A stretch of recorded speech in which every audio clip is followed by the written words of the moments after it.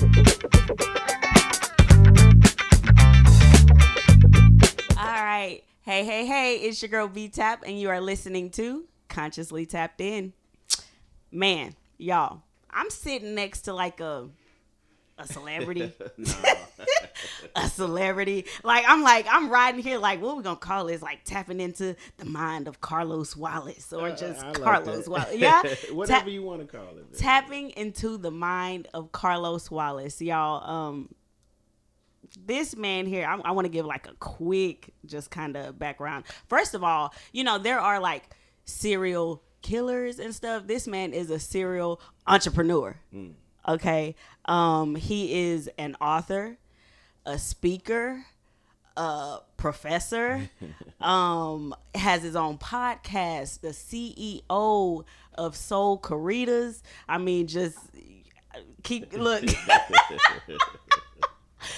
The man himself. Oh man. Hey, thank you for allowing me to be on here. Like, I've been wanting to do this, and you posted something about the dark skin. I said, oh, I gotta be on that. I gotta do that one, man.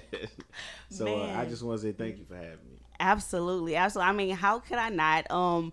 Was supposed to be on the first season, but I'm not gonna lie, like I'm nervous. I'm like, what do you ask Carlos Wallace? Like this is a major thing. Okay, I'm gonna let you guys know how I met Carlos Wallace, Mr. Carlos Wallace. So y'all know the story of me going to an open mic night, spitting out my heart, Kanai finding me that night, and then she's like, I want you to perform at the Improv. And so during that course of like a month, maybe month and a half up until the show, I'm like having conversations with Mr. Wallace about, okay, tickets, like we had never met him on the night of the show, October 24th. So it's just been less than a year. It's just been less than a year. And this man has been just an awesome being through my journey. Let me just say that with the platform you provide and the mentorship and all of those things, I just appreciate you. Oh, okay. Yeah. Hey, it's what I love to do. Mm-hmm. My reward is seeing you do good, and seeing you fly, and the only thing I ask is you protect it and share it with the next person coming up. Absolutely. That's what means the most to me. Okay. Let me not forget, because I will. Also with Consciously Tapped In, he was one of the first two people that I went to. I went to like a friend or a confidant, just with the idea. Uh-huh. But business wise and just really like, hey, this is my idea. What do you think about it? I went to him. He also has a podcast, Life is Not Complicated. You are. I was like, do you add the last one? Life is Not Complicated. You are. Dope podcast. This man gets into the minds of like so many different people, and it's nice, You're gonna really like this upcoming season. I know. So hold on. So lightly tell them what that next this season is gonna be about. Well, the last season, of course, I talked to millennials, and so this next season coming up is decision makers. So the reason I followed it up with that, I want millennials to have someone that they can look at and say, yo, okay, that's where I want to be in 10 years, 15 years or whatever. And I landed this great one, Mr. Chance Glasgow, the creator of Call of Duty. Who we're working on this project together. And actually interviewing him is what made me come up with that idea. Because I was like, I'm going to be with Chance a couple of 3 days. There's no way I'm going to be with this guy and not interview him. Exactly. About something, And it just happened to be right after one of the mass shootings in El Paso. So I was like, I want to talk to him about that, just to get his feel on it. And it turned into like an hour and a half interview. So it was really dope. And then I just followed it up with people, not about mass shootings, but other things, important things. And the biggest is I wanted to know their journey, like how they got to where they are. They're successful. They're some of them making millions of dollars, but how did they get there? Exactly. You know what I mean? And one thing, the millennials, just younger people, period, they don't understand that part. Like, we didn't wake up successful. Exactly. Like there are some starving stories. You know what I mean? And so it's interesting to me to even talk to them about their stories, and I'm sharing some of mine also. So yeah, I wanted you guys to get that side of it. You know exactly. what I mean? Like we didn't start here. Okay. I'm so glad that you said that. That's just confirmation of like how I lined this up. So of course, me starting out, I'm like, Carlos is this, he does this, he's this, that, whatever. A lot of people can say a lot of things about who Carlos Wallace is. Who would you say Carlos Wallace is?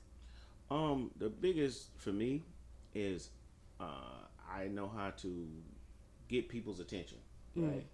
And second, I do everything I can to make you better tomorrow than you were today.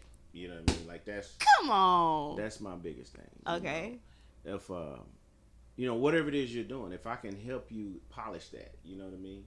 And if I can, I'll say it. There's really nothing I can do with that. Like, and so people get upset sometimes because I think they're looking for the answer they want. But yeah, that's you ain't no yes man. That's what you're saying. No. Absolutely. If I can't help you, I will say I can't help you. That's what I can do. Okay. And I think that's fair. I don't want to waste your time. I definitely don't want to waste mine. And I don't even really like being around people like that. I think I caught a glimpse of that. Okay, so we know where you are right now, and we just spoke on the things that you do. As a child, what did you imagine your life to be? I really didn't.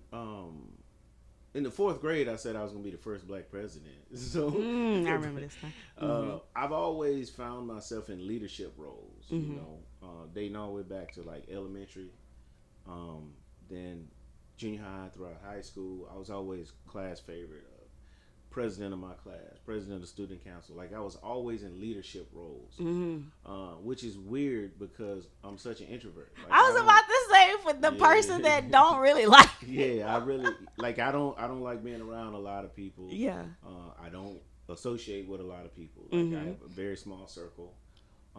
So it is funny, like thinking back on that. Like, how did I get all those votes if I didn't talk to those people? Yeah. It is not because I didn't like them. It's just, if we have something to talk about, we will talk. If we don't, we won't. You know what I mean? I don't do gossip. I don't, you know what I mean? Exactly. Even back then, I just, that wasn't my style. Yeah.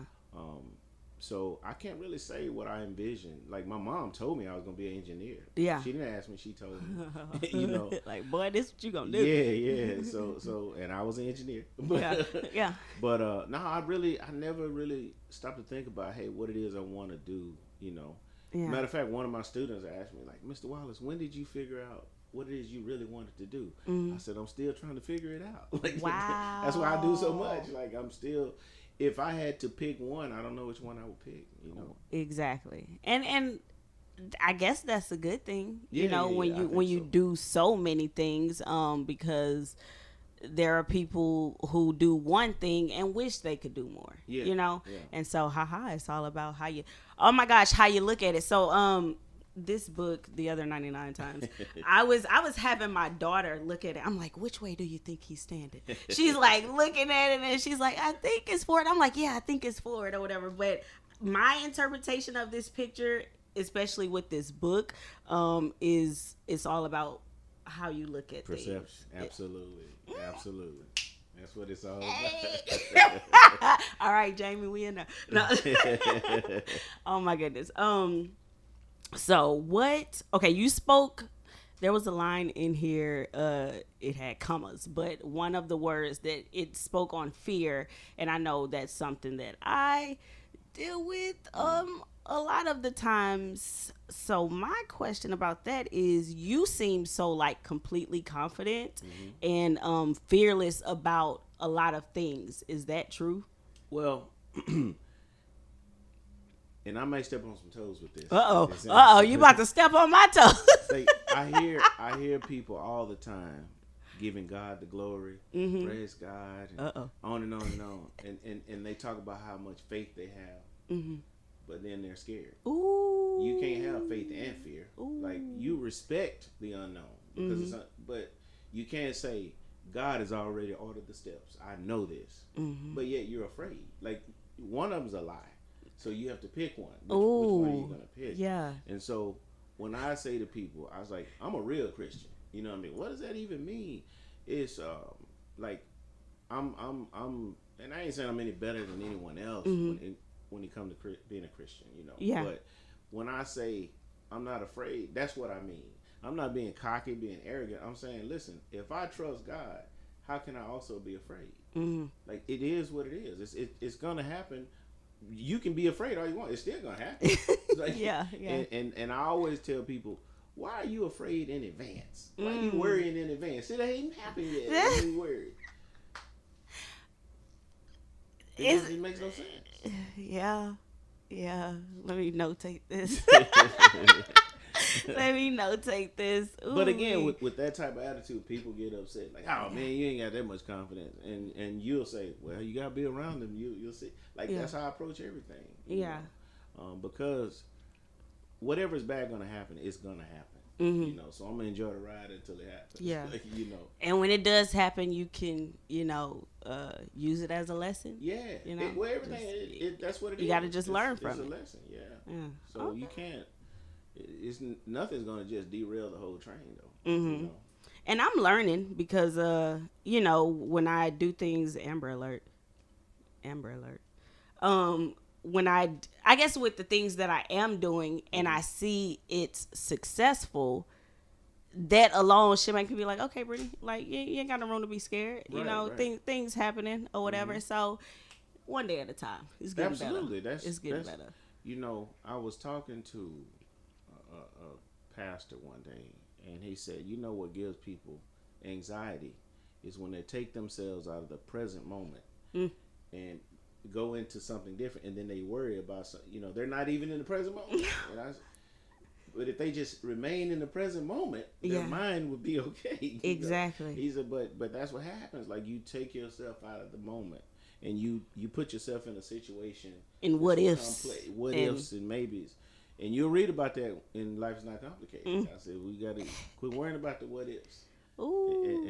And you got to, concentrate on the now. Yeah. You know what I mean? Absolutely. And people don't.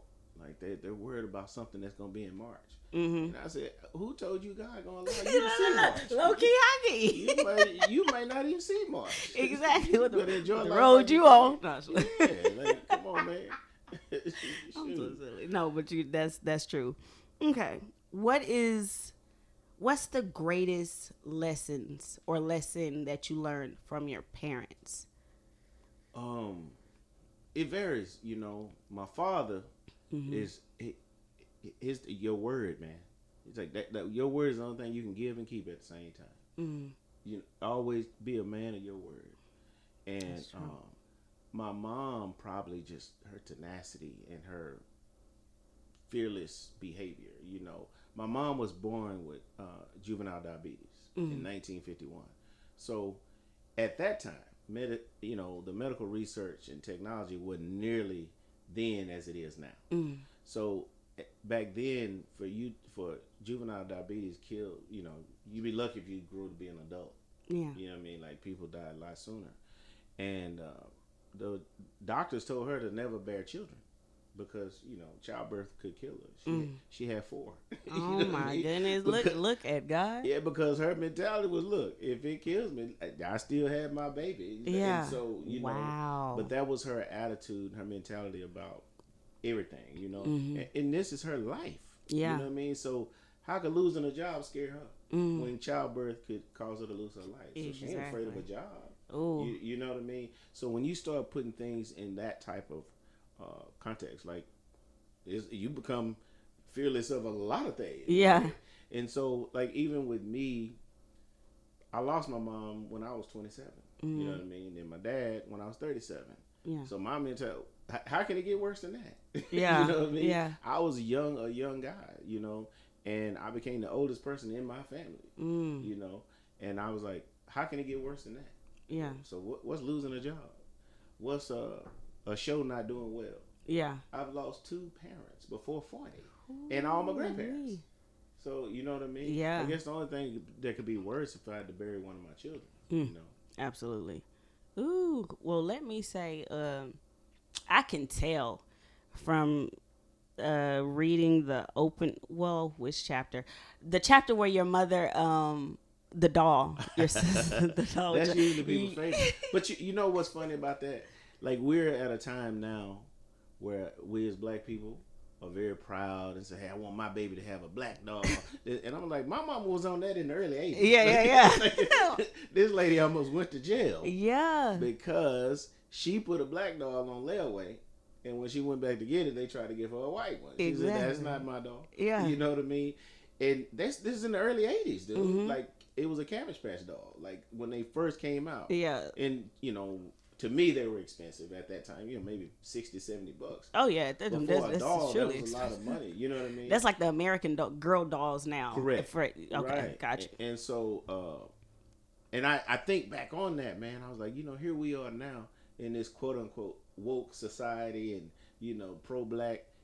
Alice was on that almost 40 years ago. You know what I mean? Like, my baby ain't playing with no dog that don't look like her. Exactly. And that's, and you know, as I mentioned in the chapter, it's not because she didn't like white people. That has nothing to do with it. It's because she loved her. Mm-hmm. You know what I mean? Mm-hmm. Loving me doesn't mean I hate you. Yeah. It's just I love me. Exactly. You know? And there's nothing wrong with that. You shouldn't have to apologize for that. Mm-hmm. You know?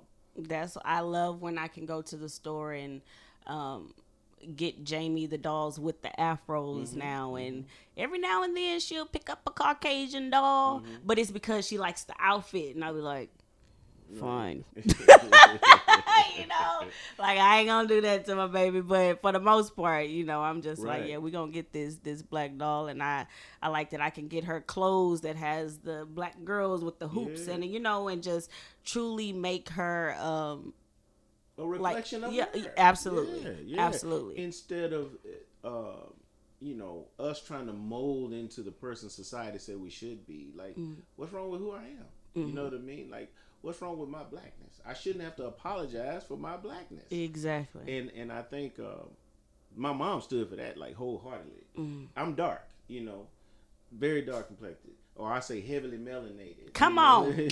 Boom. And people would say, man, you too dark. You should never wear bright colors. Ooh. My mama would purposely dress me in bright colors. Like, who the hell said he can't wear bright colors?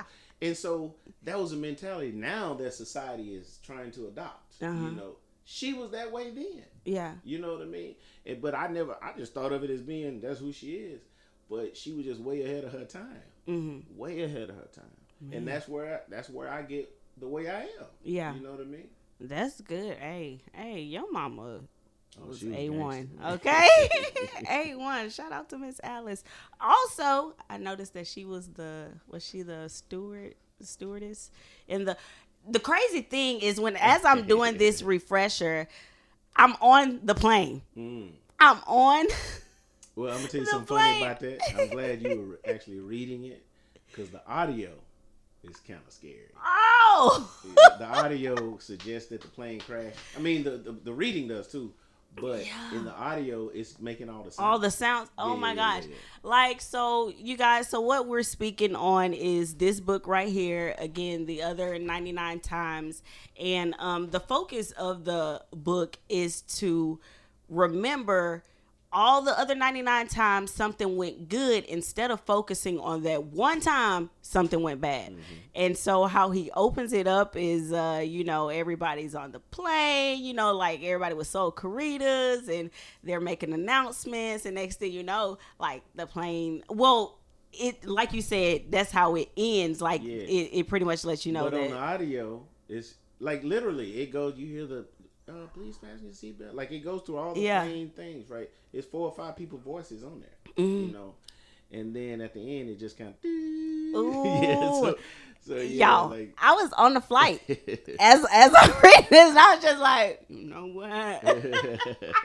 Like, we good. Where the exit at? Right. But I loved that opening to the book, because I kid you not, I've always had that thought because of the fear of being off the ground. And it's just like, yo, like my life, because I like to be in control. I like to drive. I like to this. I like to that. So like whatever this pilot, you know, is doing, been going through, I'm praying, hoping that he ain't worried about nothing, you know, because it's not in my hands no more, you know?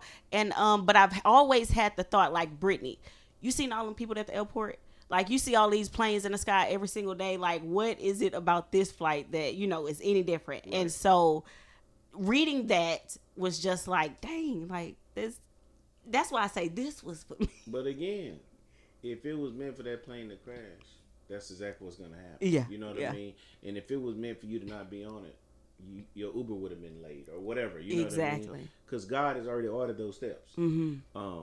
What inspired the book was the Malaysian airline crash. That I mimicked that in that chapter.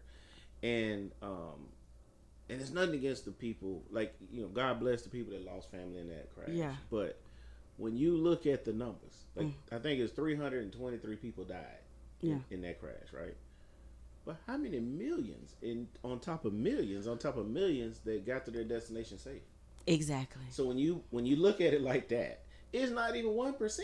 Exactly. You know what I mean? And then you also said the number or the low number of plane crashes, but the high number that we see in car crashes, but we're not afraid to drive. That's correct. Like more people die in automobile accidents yearly than plane crashes. So you get in a car, and even though you say I'm in control, no, you're not. Exactly. You're not in control of that oncoming car that with the drunk driver that's hit you head on. You know what I mean? Like you're in control of your car. Yeah. And that's it. You know what I mean? But all it takes is any little thing for you to not be in control of that. This is true. This is true. Ooh, we're going to pray for a safe ride home. Oh, hey, man. Like, you know, hey, all you can do is what you do. You know what I mean? Do everything you can to be safe, but what's going to happen is going to happen. Yeah. You know? Okay. So, from that leading to adversity, can you describe an adversity or adversities you overcame in life? It's a work in progress. Like I said, losing my parents, man, that's something. I battle with that every day. Yeah. You know, some days more than others. Wow. But every day, like Liz purposely wanted to get married on my mother's birthday, April 7th, because every year that's a real hard day for me. Yeah. You know what I mean? Like just thinking about her, right? So Liz's thing was maybe us getting married today. Now you have a positive thing to look forward to, and I do. That's a big step. Like I appreciate her even thinking like that because she knows how hard that is for me. Yeah. And like, you know, when people say, "Hey man, what you doing for Christmas? You going home?" Like, this is home. Fool. Yeah. Like, my mama gone. You know what I mean? And it doesn't hurt when if it's able for you and you didn't know. You know what I mean? Yeah. Like, you didn't know me. But the people that know me, when they say stuff like that, I'm like, bro, what do you mean? This is home. Wherever I'm at, that's home. Yeah. You know what I mean? So, but yeah, it's those constant reminders, man. That's the adversity I deal with every day. Okay. Everything else after that is no big deal. So, how do you deal? Like, do you just keep to yourself? Like, how does your dealing look like? It's with the way you introed me, like, cause I stay busy, and also, I truly want to make a difference in this world because that's who my grandparents were. Like they were difference makers. So their passing means I got to pick up the torch. Yeah. You know, not lay down and waddle or be depressed. It means I got to continue the mission, and hopefully I inspire people like yourself and my children and all the many of hundreds of other people that I mentor and challenge to be better. When I die, you guys keep it going. Yeah. You know what I mean? So that's what it is. More than anything, doing. I just that every day I wake up is a new day with a new challenge and a new day to make the world better. All right, just keep persevering. That's it. All right, I like that. So no, it's no one thing. It's a multitude of things. You know? Yeah, absolutely. So, you were in the Navy. You were also an engineer. You are now an entrepreneur. At what point did you say, okay, I'm not just going to settle with retirement from both of those things, and I'm going to create multiple streams of income and doings for myself? So, well, I'm going to tell you what made me start the company in a second, but I have to say this. I don't ever want to be a person that does nothing. I don't care if I got $20 billion. Like, I never want to be a person that does nothing, right? Yeah. I don't even like beach vacations. What? When people say, man, I just want to go to the beach Cut. and for No, 3 or 4 days lay around and do nothing. That is not encouraging to me. Wow. Like, I might be able to do that for a day, maybe a day and a half, and then it's like, man, you know, You get antsy. Yeah, like I like vacations to see. I like to see things. I like to go see what God created. I mean, if you notice, I take a lot of pictures. Yeah. You know. Yeah. For one, it paints a picture. Say maybe not so much for you, but your daughter. It make her say, "I want to go there. That's what I want to do." Yeah. You know, and it's not bragging. It's just opening her mind to things that's not right in her face. You know what I mean? Absolutely. My parents did it. We took a vacation every year, and it wasn't necessarily to other countries, and we always drove. Like my aunt used to live in Atlanta, so we would drive to Atlanta some summers. So we would see everything between here and Atlanta. Yeah. So seeing things beyond my little hometown, you know what I mean? And that's what opened my mind to want to see more things, right? Yeah. Now, in regards to the company, what happened, around the 12th or 13th year of me working for Union Pacific, you ever seen the movie Flight with Denzel? Only a little bit of it. Okay. That's the one where he got like, he was drunk? Yeah, he was drunk. Okay. Yeah. So at the end of that movie, he's in this hearing, and it's him, the union, the company, and the FAA, which is they regulate airlines. The railroad is regulated by FRA. All right, and we have hearings exactly like that. Wow. So in 2005, this engineer was on a train going to Lufkin, from Houston to Lufkin, and they had a head-on collision and it killed him. 10 hours prior to that, he bumped me. I would have been on that train, and I was mad about it. I was angry, like, yo, man, because the way it works, you know, we're in seniority order, and it was 8 of us on the board. Yeah. So you normally bump the lowest one, versus because you bump number 2, then he'll bump number 3, and it's just this whole chain reaction. So, and I was like number 4 or 5, and he bumped me, and I was a union rep, he was a union rep, white guy. And this is just how society will play with your psyche. Yeah. I immediately made it a race thing. Like, yo, you bumped me because I'm black. You know what I mean? And that really had nothing to do with it. Yeah. It was the last day of the pay period, and he wanted to make sure he got a start. He got a slip that day, and I was first out. So he said, no, man, I bumped you because you're the next one to be called. I said, oh, okay. That was like 10, 11 o'clock that morning. So I went all day mad. Now, he got called out around 7, 8 with the conductor that I would have been with. So I saw on the computer where he got called. And so I called my conductor. I was like, yo, man, is Bailey in the depot? He said, yeah, why, what's up? I said, man, I want to talk to that nigga. Why he bumped me? You know what I mean? Yeah. And now I done stood around mad about this all day. Yeah. And so when I asked him, he's like, and not that he don't owe me no explanation. He got more seniority than me. He can bump who he want to bump. Yeah. But he's like, no, Wallace, we good, bro. I wanted to make sure I got a start. I was like, oh, okay. So here I was mad all day for nothing. Yeah. And because he white, I wanted to make it a white or black thing. It didn't really have nothing to do with it. 2 hours later, this man is dead. Yeah. That would have been me. You know what I mean? Exactly. So about a week or so later, we have a hearing. The feds flew down. They're investigating. And so we have this hearing. And because I was a union rep, I had to be there. And the FRA guy says, hey, man, what can we do to make sure this don't happen again? And I raised my hand. And I said, well, when I got hired, as a new employee, you had to be with a veteran like 3 years before you were off on your own. Yeah. The way they do it now, in 6 months, you're off on your own. Golly. We're running more trains, heavier, bigger, longer, and now you got new people out doing this stuff. And what happened in that case, a new guy lined the wrong switch.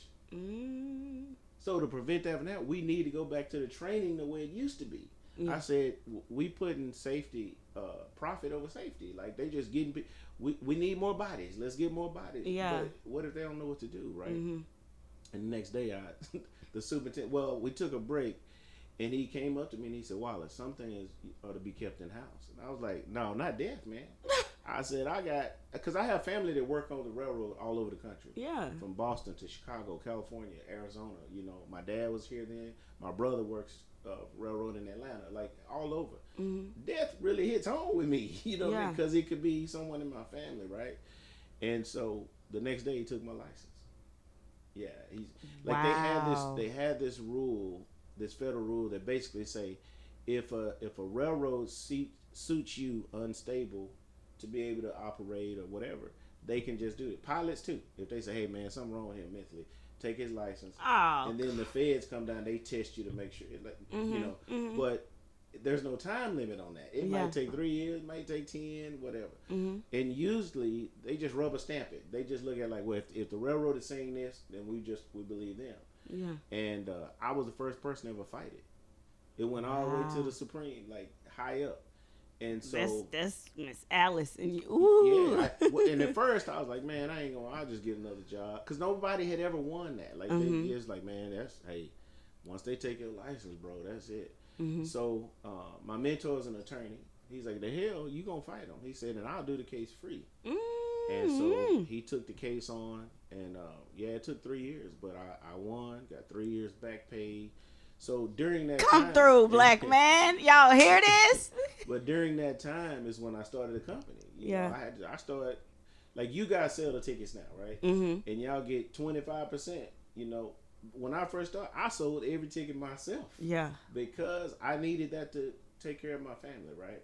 Had a son in college, a wife, big house, like, and I'm not the type, I'm not gonna go around begging. I said, hey, I'll create my own. Yeah. You know, and so that's what started it, right? So after the 3 years, when I get the job back, now they're like, hey man, well, you can't keep doing those shows and work here. I was like, the hell I can't. So that was another fight. Oh God. He like, come on, what else y'all gonna throw at me? So yeah, because at this point I'm like, what you gonna do? Yeah. The worst thing you can do to me, you've done. Yeah. You took income. I went from 6 figures to 0. Yeah. You know what I mean? Adversity. So, and so how can you scare me? Yeah. Now, at 20 years, we can retire at 75%. So when I went back, I was already at 16 years now. And I said, once I get 20, I'm gone. Now, when I got to 20, the best job you could ever have is the one you don't have to have. so when I get to the 20, now everything is just smooth sailing. Yeah, like, you know what I mean? I got the attitude, oh, you take the job, I just retired. Like, so I ended up staying 23 more years. Okay. So what happened, even with all the seniority I had, I went to a night job, like this night hauling job, go from Houston to Spring every night. But you ever see tons of trains on the toll road all the time? Have I? You probably just don't pay attention. Start paying attention, especially at night. Because the trains that can't get into Spring or can't get into Houston, they just park them right there. Oh. So I was on a job that goes back and forth. So at night, we want to do it like at 8 at night. By 10:30, we're at the toll road, and we would literally sit there some nights from 10 to like 5 in the morning. Damn. So I started using that time to write the book. And so I started writing the book. I would write, then I'd send it to email to Liz, and she was like, "No, I don't like that. Take that out. Do this, change that." Da, da, da. But over about a 6-7 month period, I wrote that book, you know, and then we submitted it, and boom, boom, boom. And so when people say to me stuff like, man, I just don't have time. Yeah, you do. Yeah. You waste time on stuff that don't matter. That part. When you start to putting your mind to different things and separating yourself from stuff that don't matter, you'll figure out all this time you had that you didn't even know you had. I learned that along my journey. Absolutely, I learned that. And you actually kind of answered one of my questions about like your writing process and like when do you find the time? How do you set up the time? And you said, hey, I was working. I had this free time while I was working, and I started writing my book. Yeah, and people's like, man, with all your seniority, why are you on a night job? You know, like, why do you care? Yeah, like, why you know what I mean? That's worrying about something that is none of your business. Like, why would you never spend more time worrying about somebody or some situation that plays no significant role in your life more than you do about yourself? That sounds like that's a Carlos Wallace quote right there. Yeah, like I don't get it. I don't get it. You know. So luckily, thankfully, I just don't find, I mean, and I think that had to come with growth, of course, like as far as like the gossip and okay, so what happened with this person? You know, like it's just like there is so much stuff now that I could totally or couldn't care less about. You know, if it's not going uplift me or inspire me, then I just don't care for it. So that's I felt that, obviously. And I say to people, why do you put that gossip in your mind? Like, if you eat something and it upsets your stomach, would you eat it again? Absolutely not. So when you put something if it's tacos and it's a little bit too much sauce, I might go a little low on the sauce the next time. That's right. Because it wasn't. But I'm gonna eat them tacos. It wasn't the taco. It was the sauce. Yeah, you know what I'm saying? It's not the taco. It's the sauce. So if gossip frustrates you, make you mad, make you angry, alters your mood in any kind of way, why are you continuing to eat the gossip? Why are you feeding your mind the mess? Yeah. You know what I mean? So respect your mind the same way you respect your stomach. Ooh. Hey. Y'all hear that? Respect your mind the same way you respect your stomach. Yeah. Ooh. And it'll separate you from a lot of stuff, man. Yeah, it will. Hey, y'all hear this, man? So no. Describe Sol-Caritas as a whole. What is Sol-Caritas? And then there's a follow-up to this. Elite or number one. And Caritas is charitable or giving. So when I started the company, of course, I had to pay, I had to take care of my family, right? So, but I also wanted a company that speak on who I am. You know what I mean? Like, there was a time everything was, C. Wallace Entertainment, BeeTap Music Group, whatever. And I was like, no, man, this is something that's going to be bigger than my name. So I don't want it to be named after me. Like, it's going to be much bigger. So if you pay close attention to the concept, we're continuously giving. That's what it's all about. And I'm not saying calling someone up and cut them a check. Yeah. I'm talking about continuously giving. Platform, the advice, the putting you in a position to win. Continuously give. For us to give, like our art. And for you guys to give, right? That's what it's all about. And that's why I'm really, I don't want to say picky, so to speak, about who's on shows, but I'm I am though, like, because if you don't embody that type of mentality, I don't want you to be a part of us. I don't. If you come here to take more than what you give, don't show up. You know what I mean? Like, because that's what it's all about. Yeah. My father said, I'm old enough to know before there were ATMs. Yeah. And so my father would say to me, "Hey, you know the thing about that ATM?" I said, "What's that?" He said, "If you put some money in it, you can get some out. If you don't put any in there, you can't get any out." Exactly. And I feel that way about Soul. Like, if you're not contributing to Soul, don't come here to take nothing away. Like, because I'm gonna call you out on it. I'm gonna let, hey man, we don't need you. Because it's not about any one person. Yeah. It's about everybody that makes this special. And I will say, y'all done heard me say it on a few podcasts, like, just getting into soul poetry and meeting all the people that I have. Like, I have never experienced like a family type environment outside of family, and I think I was shocked, because there's always like some drama when too many black people come together. It's always some gossip, this, that, whatever. But like, I've experienced all love, and that has been like such a fulfilling thing. Like, so we like somebody always encouraging somebody, always collaborating. There are so many talented people just within the group that can do so many different things. It's like, you always have a go-to person, And the Google group I'm in now is like that, Chanel, shout out to her, our leader, like the head of our group. The project I'm doing with Chance Glasgow. Yes. Right? So Brooke and I, we're the two that's in the group. Chance, of course, is the outside person. So now the phase is complete. We're the phase now. We have to get it copywritten. So there's lawyers in our group that do that. We the press release, Liz did that. Yeah. Like, everything is within the people you already know, and you could do, if you don't have that type of group, you're in the wrong group. You know what I mean? That's Soul. Yeah. There is somebody in Soul that can do whatever it is you need done. And if it's not, we can get that. Like, there may be there, or they may be there, and you don't even know it. Like, whatever it is you need. Exactly. You just don't know. Yeah, because sometimes when somebody says, "Yeah, I do this," like, what? Yeah. I ain't know that. That's build that type of group around you, your circle. You know what I mean? And that's how you enrich your community. That's how you enrich your circle. Absolutely.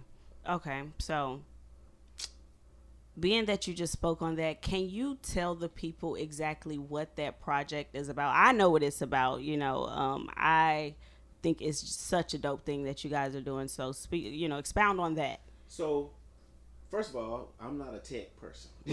So this for me, I know some people like, damn, Lowe's, you touching everything. This kind of happened to find me. Dr. Brooke Bello, it was her idea, because More to Life is her foundation, and what it's about, it recovers sex trafficking victims. And she's saved over 5,000 girls in a like 5 or 7 year span. To me, that's just amazing. Yeah.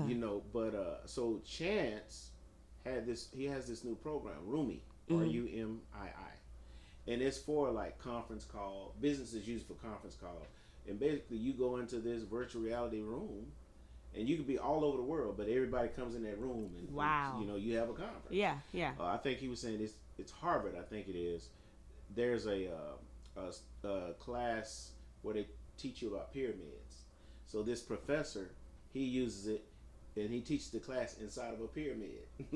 And so the layers of the pyramid, you can study the rocks and everything that's inside that pyramid, because it's recreated in this VR form. So with sex trafficking victims, especially like black and brown, the highest number is black and brown. So when a police officer go to interview them, they're timid. You know what I mean? Or they're afraid to talk, and you got this big old person that's hovering over me, and I don't know him, and he might even look like the person that stole me the first. You know what I mean? So exactly. They have all these reservations, right? So what this does is allow the child to go into the virtual reality room, as well as the counselor or the police officer or whoever it is trying to interview them, and they're not looking at you as a police officer, a counselor, or a person that don't look like them. They're looking at it as like this other virtual reality character. Exactly. And so to them it becomes fun. It opens them up, and they share the things that has happened, and so it alleviates a lot of trauma. Yeah. And it comforts the conversation enough that we can get information to further do what we need to do in regards to stop other traffic victims, and so forth and so on. That's what that does. Man, that is so innovative and just like necessary.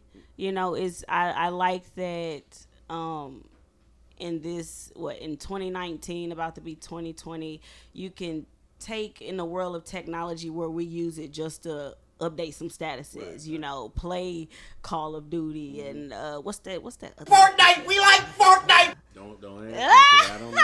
Listen. Huh? 2K. Oh, she talking about 2K. I was talking about the other one. I can't think of when they be on that dance and stuff. I don't know, but all the kids are playing it. But I like that it's used for something good. Yeah. Well, something listen, that will help. You can everything can be used for good or bad. It's up to you. You know what I mean? And I call the good in technology the good father. You don't never hear about the good father. Yeah. You only hear women talk about the bad one. What he ain't doing, this. I ain't never heard women say, man, shout out to my baby daddy. He does everything right. He take care of the kids that ain't even his. I ain't saying there are women that don't do that, because there are. Yeah. But I'm saying what gets the press, majority, what gets the headline, exactly, is the dude that ain't doing what he's supposed to do. So tech is the same way. You hear all the negative about tech. You know what I mean? And but let's talk about the positive. Let's talk about the life-changing things that tech has done. Yeah. And when you look at it like that, then it becomes a little different. I talk about it a little bit in the Ignored Influence chapter, Soulja Boy. I don't really like the guy music, and it doesn't matter. Art is art. What I mean? But what I am impressed with, at 15, 16 years old, he used MySpace to gain enough followers to sell his beats and whatnot. This kid graduated high school a millionaire. You know what I mean? He could have been in there watching porn. He could have been there doing anything. He could have been out in the streets gangbanging and acting an idiot. But he was in his room figuring it out. Exactly. And if we did that more, you know what I mean? That's where you eliminate the gossip. You know what I mean? A cell phone is a $1 billion tool. And some people using it to elevate who they are, and some using it to gossip. Exactly. It's up to you. Yeah. Okay. I'm just gonna just have this on repeat. Okay, so I wanted to ask why comedy and why poetry with Sol-Caritas. Both are the two greatest arts, period, to me, right? I love art, period. Acting, of course, hip hop is that's my thing, but all other forms of art are so filtered. You know what I mean? Like with regards to music, like what goes in the booth may not be what come out. You know what I mean? Comedy and poetry are the last two that you guys can go on stage every single night and speak your truth without filters. Absolutely. And that's why I love it, because you guys, you're the ones that should be shaping and molding society. You know what I mean? That's why I don't really like poets that ain't talking about nothing. Like I talk about that all the time. Like when I leave a show, when the people, they should be educated to some fashion. You know what I mean? Inspired, educated, or looking at something totally different than the way they did before. Like that's why. Exactly. And comics do the same thing. You know, D.L. Hughley is my favorite comedian. Like this dude is literally the news, but makes it funny on stage. Yeah. You know what I mean? Yeah.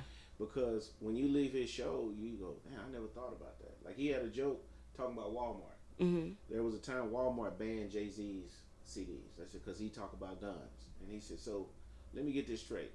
You're going to ban the CD on aisle 4 for talking about the gun, but you sell the gun on aisle 7. Come on. You know? And so when you stop there, you go, yeah, that's true. Yeah. You know what I mean? So if y'all are that much against guns and him talking about why you selling them, you know what I mean? Like he is that type of comedian. And as a poet, when I hear you guys spit those type of lines, those type of bars, it's like, wow, and think about it like that. You know what I mean? Yeah. So what I would love to see is poets get more involved in the political process. And not so much campaigning for any one politician or another, but awakening people about certain things in regards to the political process through poetry. Yeah. You know, we just finished that trial in Dallas. Like there's people like in uproar about that, right? Uproar about the hood. The hood.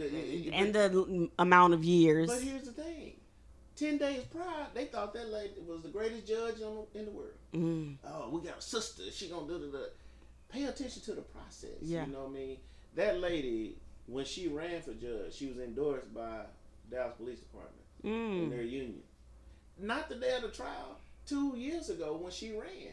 So do your damn research. Yeah. You know what I mean? Dang. So with that in mind, if she's endorsed by them, that means she got some campaign fund backing and whatnot. That's where her heart is. You know what I mean? So that decision should have been made a long time ago. When she was the one chosen for that, there should have been some people saying, whoa, wait a minute, hold on. The police union funded her campaign, or the police officers, or whatever. Like, so we already see some bias. Yeah. But because she black, we automatically thought she was going to be good. We got to get away from that. Absolutely. That means nothing. You know what I mean? So I really wish, I want to see you guys get more involved in that type of process, breaking that down. Yeah. You know what I mean? Oh, because I remember when you had me on your podcast, you asked me about politics. I was like, and I don't like that. I guess having involved myself in politics. I feel like if I applied myself, then I would be more involved and be more outspoken about it. When I applied, and I say that because when I applied myself fully in whatever literally the last semester of high school, and I mean, not that I was getting bad grades, but I wasn't a study type person. I was like, I wonder what would happened if I studied. So I'm doing like a whole theory on myself. I studied, and that semester I ended like with a 99. I was like, wow, Brittany. You know, so that dedicate myself a little bit, you know. Man, like that sucked. So just knowing that, having that as a life lesson now, I feel like if I involved myself with it, I could, you know, really just do some things or say some things, right, you know. And sometimes it's down to the simplest things. Like the headline over the weekend was a young man in Florida. The judge gave him 10 days in jail for not serving jury duty, right? And if you read the whole story, it makes sense.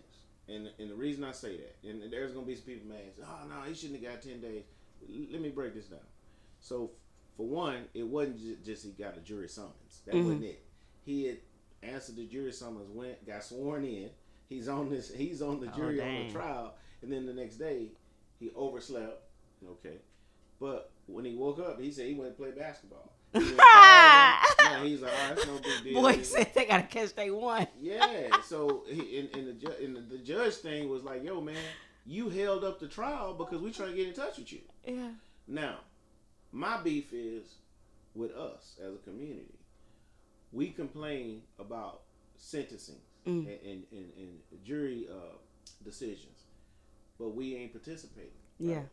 So this judge, the reason he was harsh, he's like, because I want you participating. We should be applauding that. We should be saying, you know what?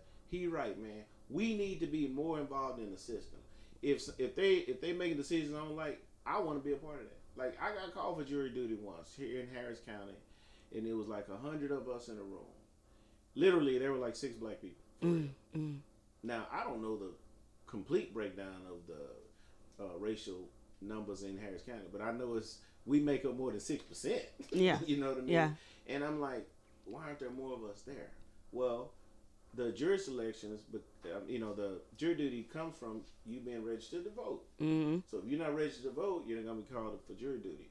And if you're not called for jury duty, how can we be judged by our peers if our peers aren't there? So I'm not saying the system is not rigged or whatever the heck, but if you're not there, you don't complain about it. Like you got to be a part of it. And one thing I have noticed with people, period, is we'll hate or talk bad about something we don't really know. Yeah. You know what I mean? Because once you educate yourself on it, you're like, oh, it's that simple? Oh, man, let's do that, And we don't do that. And see, that's why I myself as a poet, and then even with this podcast, trying to branch out on topics, but I know I don't know a lot about everything. I actually want to write about that. Ooh, I started it off, and I know that about myself. Like, so I will not put myself in a position to try to speak on some stuff that I know I don't know nothing about. Right. Because I, like you just said, I feel like a lot of people get mad and, this and that when they don't really know, some of them don't even know what they're mad about. They're mad because society told them they should be mad. Hello. Because the media told them they should be mad. Or they saw someone else mad, so they got mad too. They don't even... Clickbait people. Clickbait people. That just read the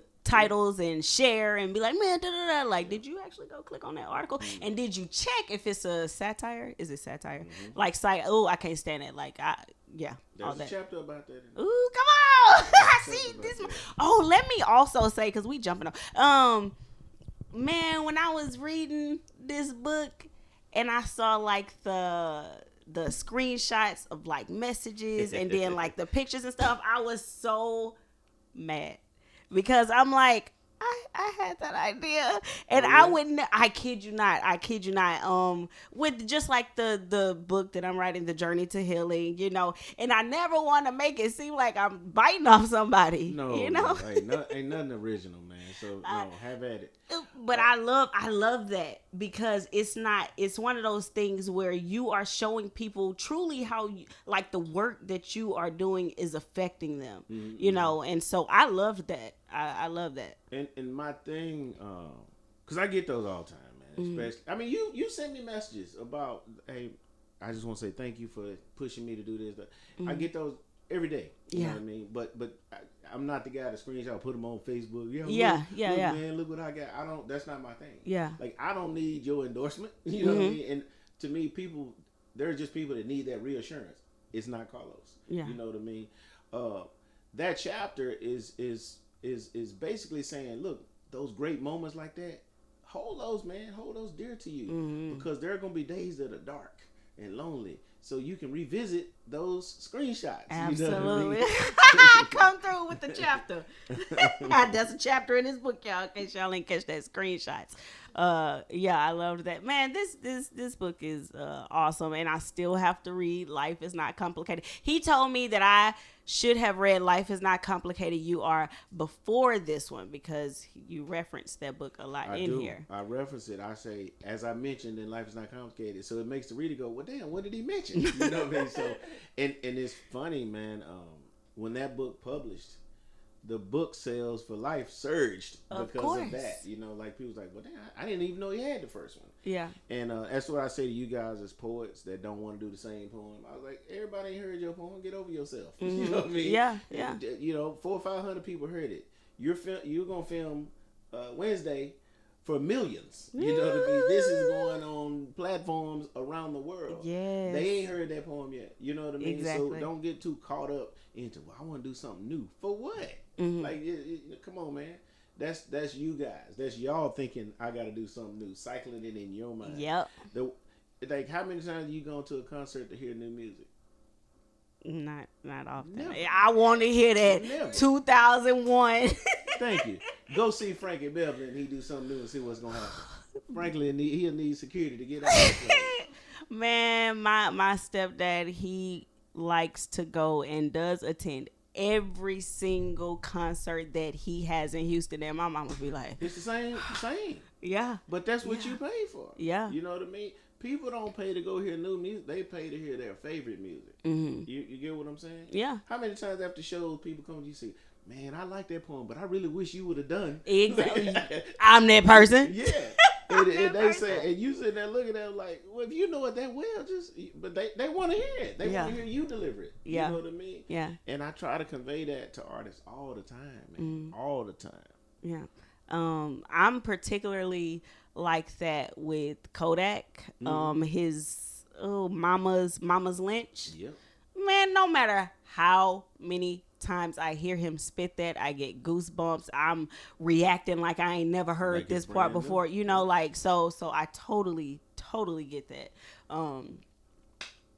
So you lightly spoke on Liz. I was able to meet her right before you left town, and just having a sit down and a conversation with her was so amazing. I spoke it to, I believe, both you and her about, I admire that she doesn't set a limit on or boundaries on what she can do, because here she is like a anchor, professional, anchor, but then she can get on stage and be a comedian as well. And she's an author now. Okay, turn up.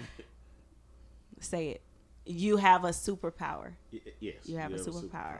Man. I mean, and just having her $1 million pen, publishing, it's just like, so sitting down and talking with her, and she was like, no, you can do this, and you can da.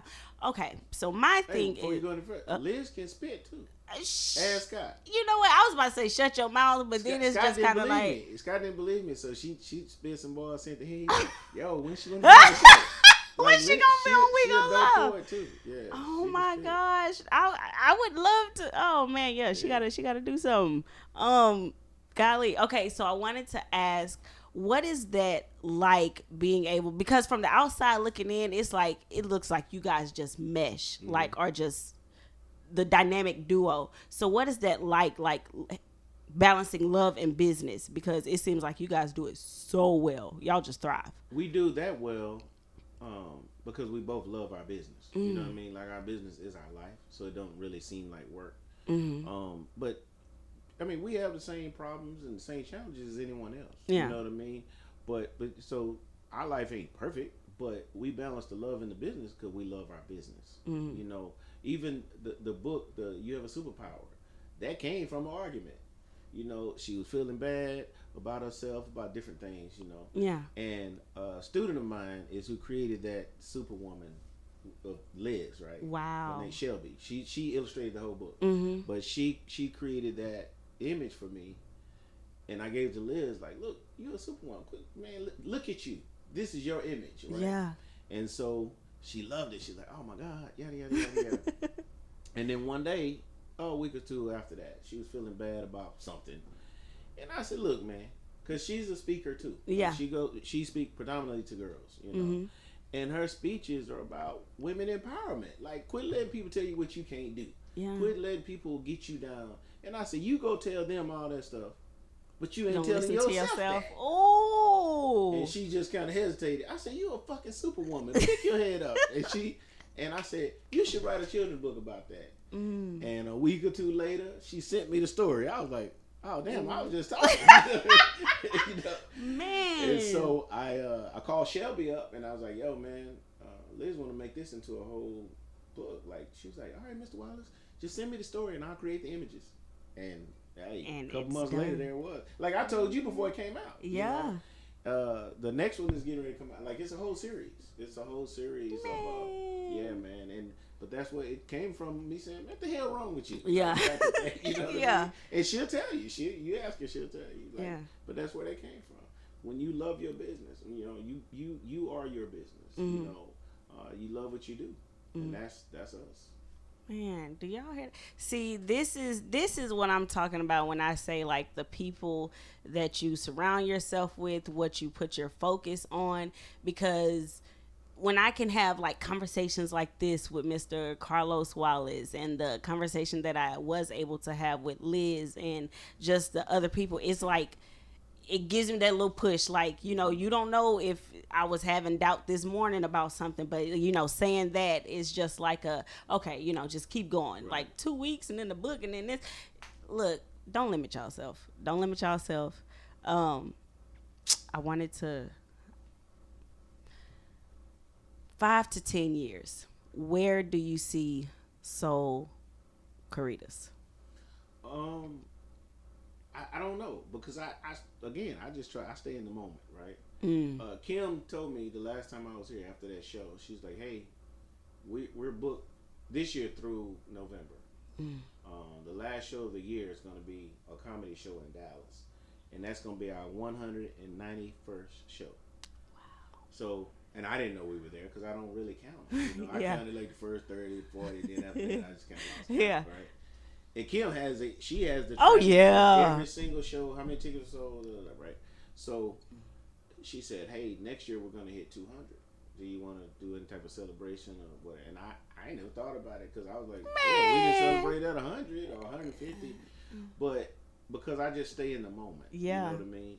So, last year this time I didn't know we was gonna be shooting this for Netflix and Amazon. You know, because I stay in the moment. So for 5 or 10 years I can't. That's real broad. Yeah, I can't say. I know one thing I'm excited about is we're doing more film. We're doing more for you know, broadening the platform. Absolutely. So I am excited about that. Right. I think within the next year or two we will be producing and distributing a full-length movie type thing. I see that. Come on. Ramon's book, you know, when White tried to kill him, like that's we're really on the verge of that being a movie. Like, yeah, like major people contact me about that.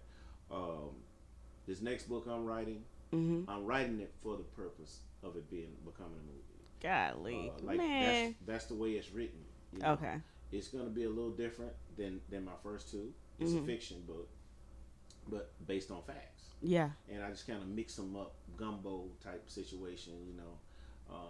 Every page is going to have you saying, like you just don't think about it, right? And so, like some of the challenges, it's a white guy, he marries a black chick. His dad was a racist. His dad was an Archie Bunker. Her dad was a George Jefferson. And so you're like, what the hell they doing married, right? Yeah.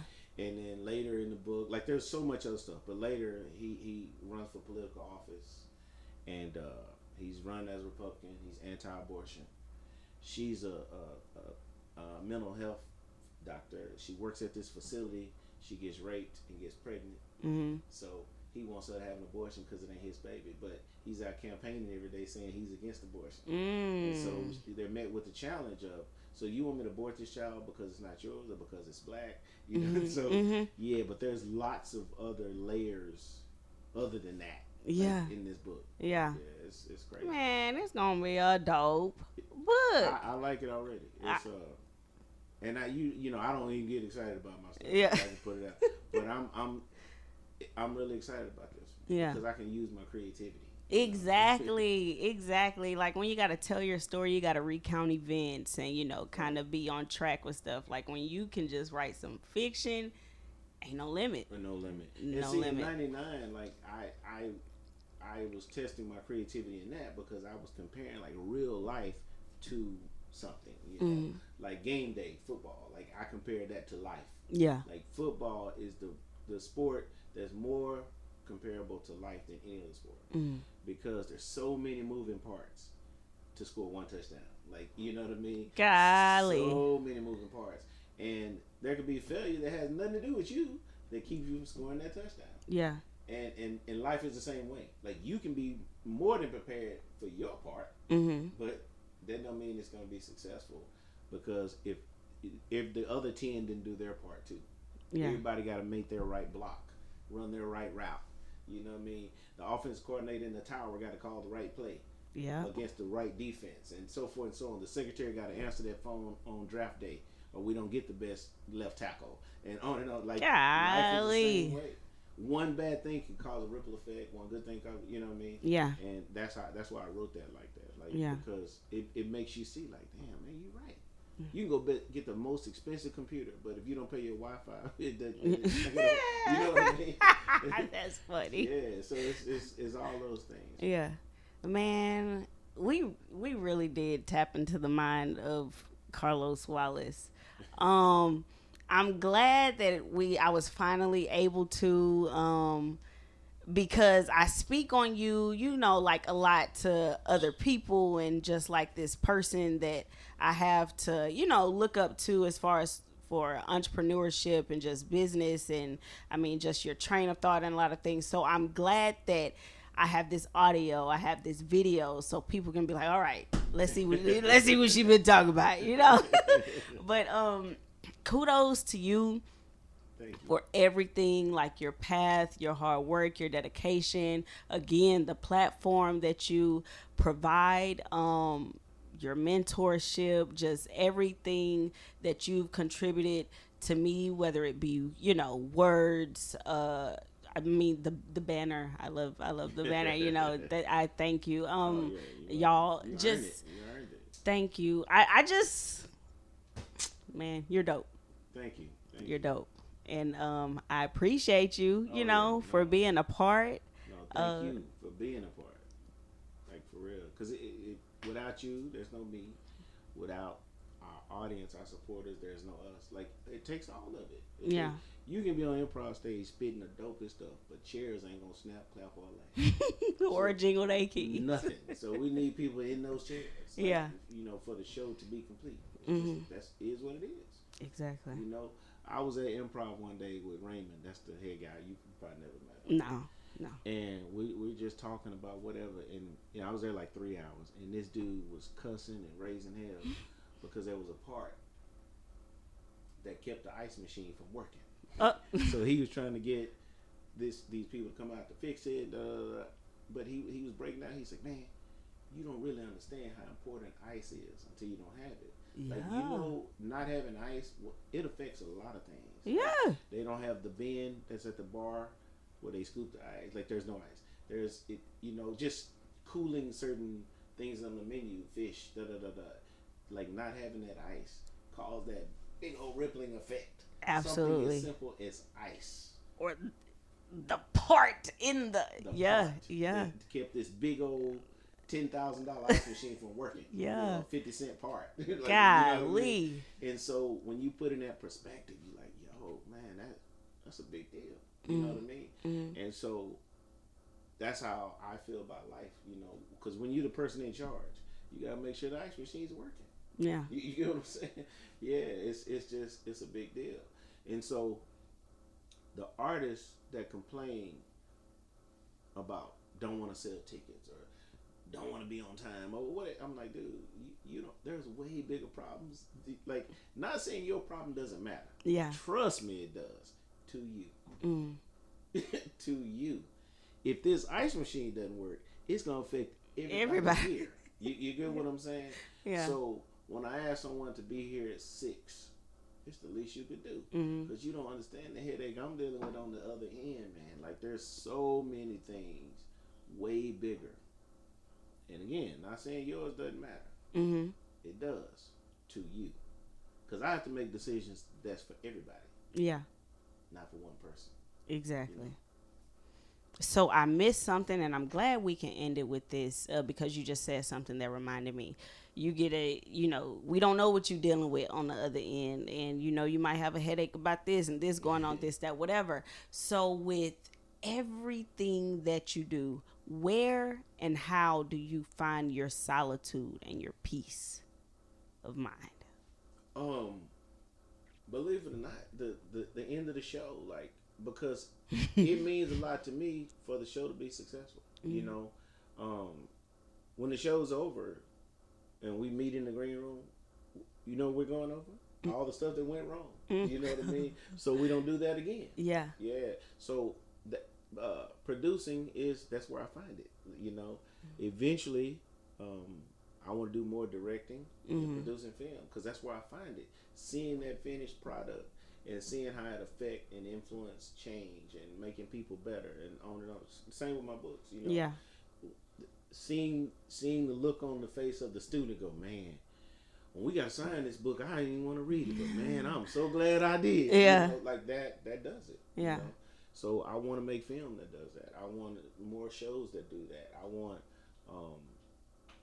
everything that makes the world better. What do you say after that? What do you say after that? Thank you. No, thank you so much for everything.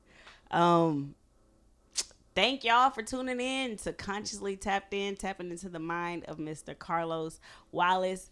Somebody gonna be featured on this episode. Go over to YouTube and watch the Cypher. It's gonna be dope. It's gonna be amazing. Thank y'all for tuning in. Tune in next week.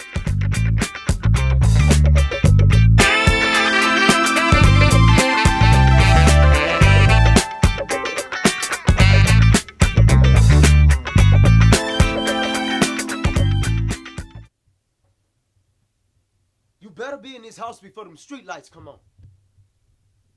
Her words pierce like these silence. I'm laying here, watching my life flash like the lights before my eyes. Not sure if I did wrong or my mama just didn't raise me right. Before the officer could ask for my information, I could hear mama saying, boy, obedience is better than sacrifice. And some others say, please don't do it again. But my mama said, do it again if you want to.